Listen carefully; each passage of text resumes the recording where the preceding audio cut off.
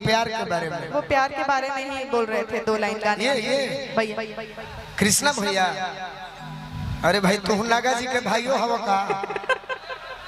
एगो नागा जी बड़े प्यारों में, उन आंखों का हंसना भी क्या जिन आंखों में पानी न हो।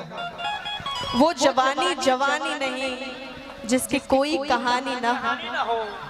कहीं ना कौन फरमाइश कोई ले बनी रहा। ए रूपा जी कनी लग रहा कि लागे वाले बतिया ना अब बोला मोर राजा कर जा छुवेला। मिला लग रहा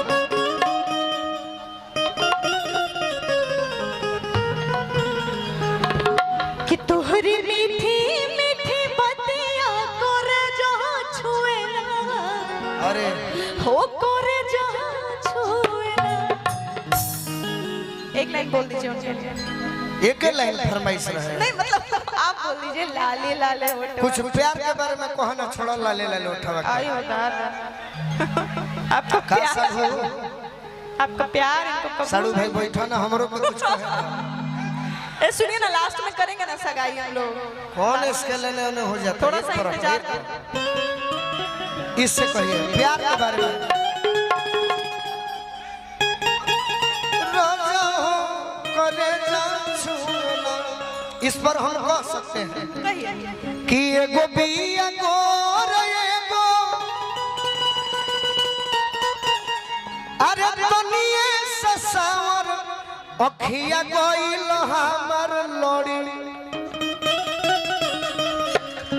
दोनों एके रे बहिन लभकावाना सकरी, लभकावाना सकरी।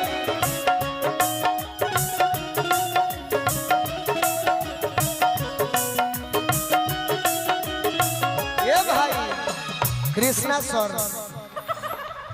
गाना एगो बिया गोर एगो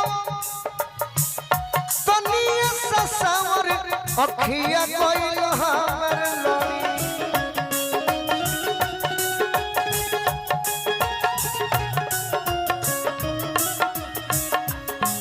दोनों एक रे बहिन लभकावन से करी, लभकावन से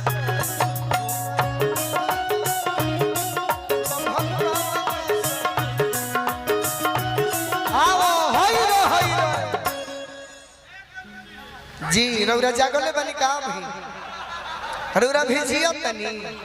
रौरा भगवान हे गोनीनाथ बाबा इनको आत्मा के शांति दो।